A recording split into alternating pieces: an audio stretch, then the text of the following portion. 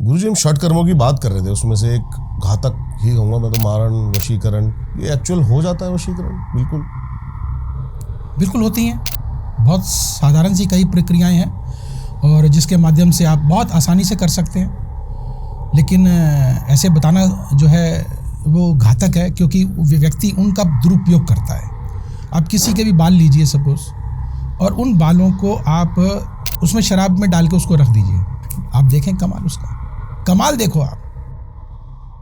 गुरुजी, हम षट कर्मों की बात कर रहे थे, उसमें से एक घातक ही कहूँगा मैं तो मारण, वशीकरण, ये एक्चुअल हो जाता है वशीकरण? बिल्कुल जैसा दिखाते हैं कि उसको वश में कर लिया।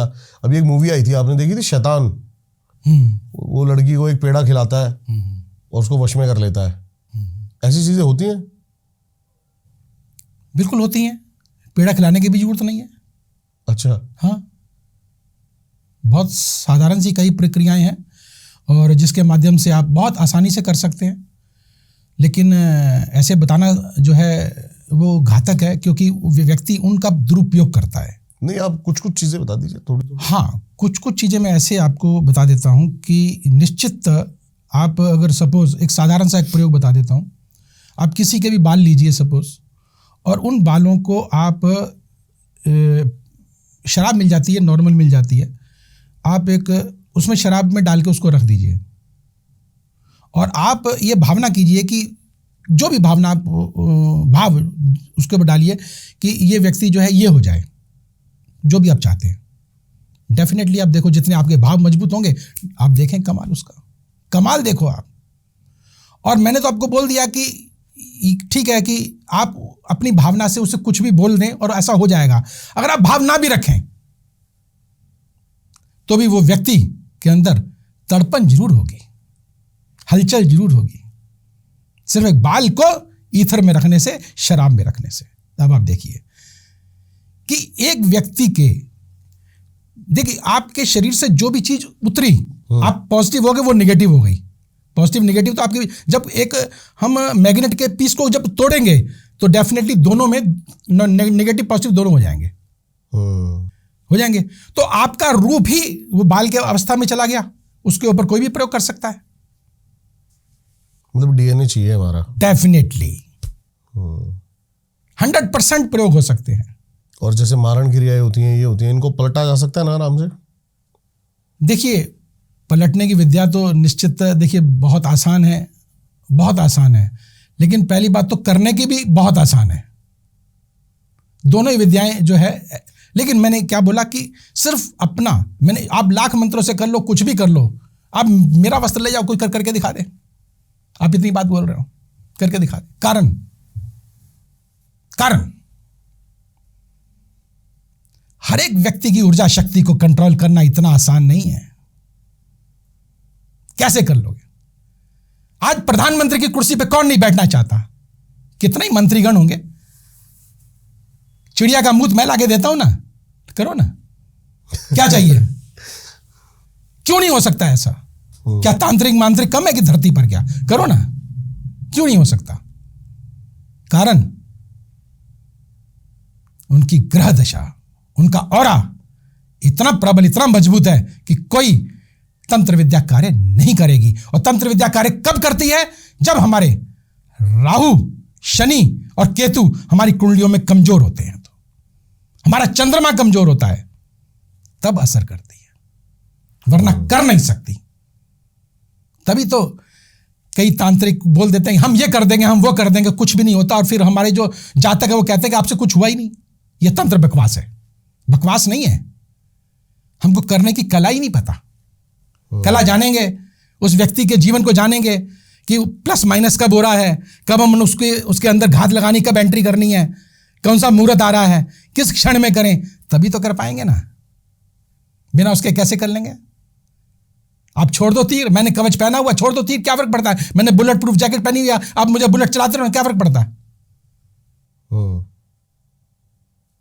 तंत्र तो एक बुलेट है ना, आप जब बुलेट प्रूफ जैकेट पहन ली तो फिर क्या है? इसीलिए इस विज्ञान को समझना इतना आसान नहीं है। अभी हम कुंडली पर आते हैं आपकी। आपने ग्रहों की बात करी, अभी मैं एक बुक पढ़ रहा था, उस बुक का नाम याद नहीं आ रहा, वो ये नाम याद करने की कोशिश कर रहा था, उसमें ये लिखा हुआ था कि ग्रहों के हिसाब से आदमी नहीं चलता है, आदमी के औरे के हिसाब से ग्रह चलते हैं। क्या ये सच है? मैंने देखिए, कुंडली एक हमारे प्रारब्ध का, एक हमारे पिछले जन्म का खाका है जो हम पीछे करके आए हैं, वो बताती है। आगे जो गणना होती है, जो ग्रह चल रहे होते हैं, उसके अनुसार हमको कार्य वो करने होते हैं, या हम पर वो उसका प्रभाव पड़ता है। सपोज हमारी जन्म पत्रिका में शनि हमारा प्रबल है और हम शनि के ही जातक हैं, ठीक है, और शनि की दशा आ गई तो हमारा क्या बिगाड़ लेगी? कुछ भी नहीं। और जनरली हम शनि को बहुत बड़ा चढ़ा के बोलते हैं कि अरे वो तो काल है, मार देगा, खत्म कर देगा, सत्यानाश कर देगा, विध्वंसक है वो, आलसी है वो। अरे क्या बात कर रहे हो? शनि मजबूत होगा तभी वो जज की कुर्सी पर जाके बैठेगा व्यक्ति, ऐसे नहीं बैठ जाएगा। इतना आसान है क्या? कहना बहुत आसान है, करना उतना ही। एक्चुअली हम उस विज्ञान को समझे तो सही, जब हम उसके विज्ञान को समझ ही नहीं रहे और हम हवा में बातें करते रहे, क्या फायदा उसके? ऐसे लोगों के लिए बड़ा कंफ्यूज हो जाएगा। मैं थोड़ा सा इसको इजी करता हूं। श्योर। देखिए, आप बताइए कुछ।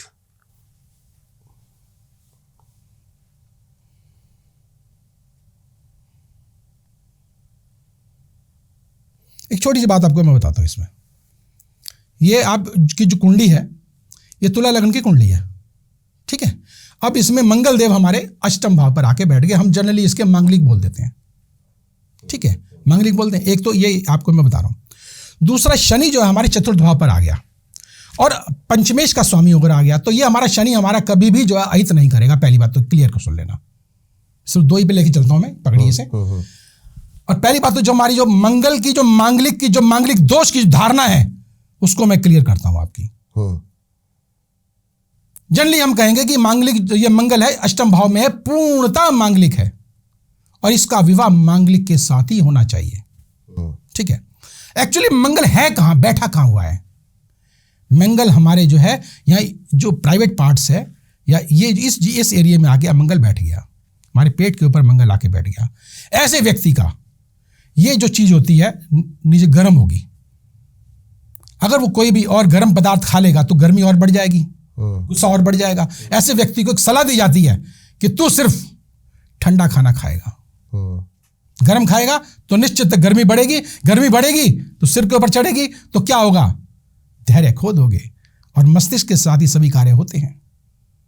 जब गैस दिमाग पे चढ़ेगी तो क्या कुछ अच्छा लगेगा? इसीलिए कहा जाता है कि मांगलिक व्यक्ति जो है वो ऊर्जावान होता है, वो दोष नहीं है। ध्यान रखना इस बात को, हम दोषी ठहरा के उसको जो है गलत ठहरा देते हैं। अब राज शनि चतुर्थ भाव पे बैठा हुआ, पंचमेश का होकर बैठा हुआ है। अब ऐसे में शनि इसका कभी जिंदगी में कुछ नहीं बिगाड़ सकता। शनि हमेशा इसके लिए शुभ रहेगा, कितनी भी दशाएं अंतरदशा आती रहे। सब मेरे को मना करते थे लोहे की, ये शनिवार को नहीं। मैंने अपना जिम डाला, वो भी शनिवार को ही डाला। जो उसकी गाड़ी ली है वो भी शनिवार को ही लिया और सब फबी है मेरे को। बिल्कुल, बताओ मैं कोई गलत कह रहा हूं तो बता दो आप मुझे। आप एक काम और कर लो, देखो मैं ये तो नहीं कहूंगा कि आप शराबी बन जाओ, एक ढक्कन रोज पीना शुरू कर दो। निश्चित जिंदगी में कभी किसी चीज की कमी हो जाए मुझे पकड़ लेना, गारंटी इस बात की भी। लेकिन शराबी मत बनना, नहीं। एक ढक्कन रोज लेना बस। ठीक है, एक ढक्कन, कोई भी रम वम ब्रांडी कुछ भी एनीवन। नौकरी हो गई, प्रेम विवाह हो गए, स्वास्थ्य हो गया, सब कुंडली से कैसे प्रभावित है? निश्चित देखिए, कुंडली में 12 हाउस होते हैं और हर एक हाउस का अपना अपना एक महत्व होता है। जब हम प्रेम की बात करते हैं तो प्रेम का पंचम भाव देखा जाता है, और व्यापार के लिए बात करते हैं तो द्वितीय भाव, सप्तम भाव और इसके साथ दशम भाव देखा जाता है। अब हम एक एक करके लेते हैं। सपोज आज प्रेम की बात करते हैं। प्रेम का पंचम भाव अगर छठे भाव पे चला गया तो निश्चित वो क्या होगा कि कहीं ना कहीं जो है वो टकराव अवश्य होगा, पहली बात। और अगर अष्टम पर चला गया तो किसी ना किसी गुप्त शत्रु के द्वारा, अर्थात उसके रिश्ते अवश्य टूटेंगे। अगर उस पर राहु की दृष्टि पड़ गई तो निश्चित कोई दूसरा व्यक्ति आकर के, सामने आकर के जो है ये मामले को खराब कर देगा। और अगर चंद्रमा की दृष्टि पड़ गई तो माता खराब करेगी, अगर सूर्य की दृष्टि पड़ गई तो पिता खराब करेंगे।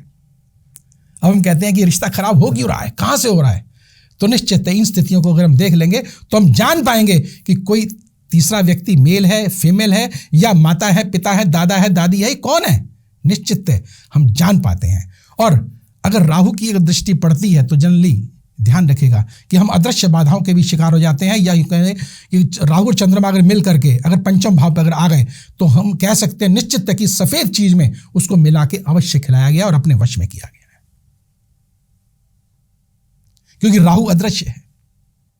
जितनी भी धरा पर बुरी चीजें हो रही हैं, जितनी भी हो रही हैं, आप जितना का भी नाम लेंगे वो सब राहु के अंतर्गत है।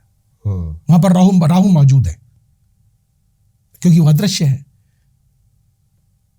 और कहते हैं ना कि कर कोई गया और नाम किसी और का, वो जिसके साथ बैठा होता है नाम उसका हो जाता है, वो तो करके निकल जाता है, वो दृश्य शक्ति करके निकल जाती है।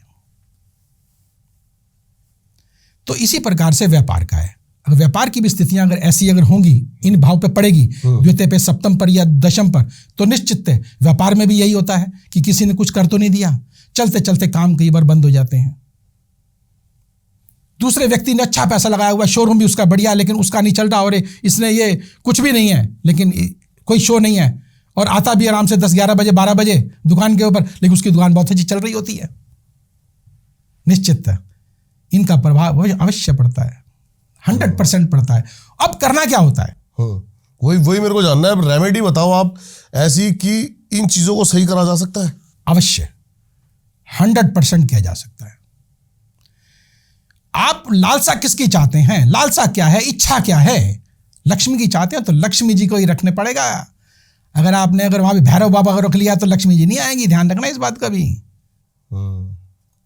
भैरव बाबा का तो आगमन तब जब मुकदमेबाजी हो या किसी का वशीकरण करना हो, तब भैरव बाबा को याद करो, उनकी सिद्धि करो, निश्चित है आपको सिद्धि प्राप्त होगी। और लक्ष्मी की प्राप्ति कर रहे हैं और आपने अगर जो है फोटो किसी और देवी देवता की लगाई हो तो कैसे लक्ष्मी प्राप्ति हो जाएगी?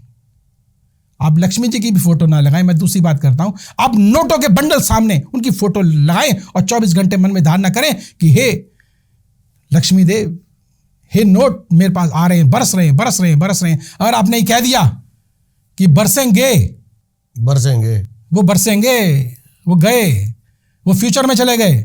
और अगर आपने कह दिया बरस रहे हैं, बरस गए,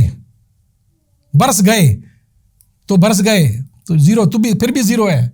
बरस रहे हैं, करंटली उसको लो कि अभी बरस रहे हैं, बरस रहे हैं, आ रहे हैं, आ रहे हैं। कॉन्टिन्यूस सेंटेंस में उसको मैनिफेस्टेशन कह सकते हैं इसको। है जी, मैनिफेस्टेशन। डेफिनेटली। आप मंत्र जाप करते हो तो वो क्या है? किसी देवी देवता का मंत्र, वो क्या है? मैंने क्या बोला? एकाग्रता जरूरी है। 5 लाख करने की कोई जरूरत नहीं है, मात्र 100 करो, लेकिन एकाग्रता के साथ करो, वो फलित होंगे, 100% होंगे। और वहां पे जो नेगेटिव ऊर्जा है 100%। देखिए आप सपोज हमारे पड़ोस में किसी की डेथ हो जाती है, लोग रोते हैं, वहां का माहौल कैसा बन जाता है? कैसा बन जाता है? बिल्कुल सैड, दुख में। ठीक है, चारों तरफ की ऑरा कैसी हो जाती है, तरंगे वहां की कैसी हो जाती हैं। और अगर वहां पे डीजे बजने लग जाए तो पैर थिरकने लग जाएंगे। तो खेल किसका है? तरंगों का। तो हम अपने चारों तरफ ऐसी पॉजिटिव तरंगे बना के रखें कि हमेशा पॉजिटिव ही हो। अब निगेटिव रखेंगे तो निगेटिव होगा। आप एक चीज मुझे बताइए, जैनी कभी आपने कभी गरीब देखे हैं? नहीं। कारण तो आप ही बताएंगे। एक कारण, जैनी ये कहते हैं कि हे प्रभु, मेरा मंगल कर, मेरे शत्रु का भी मंगल कर। कितनी बड़ी बात है। कोई शत्रु का मंगल करना चाहता है तो कहते हैं जनरली, अरे शत्रु को मार, पड़ोसी को मार, इसको मार।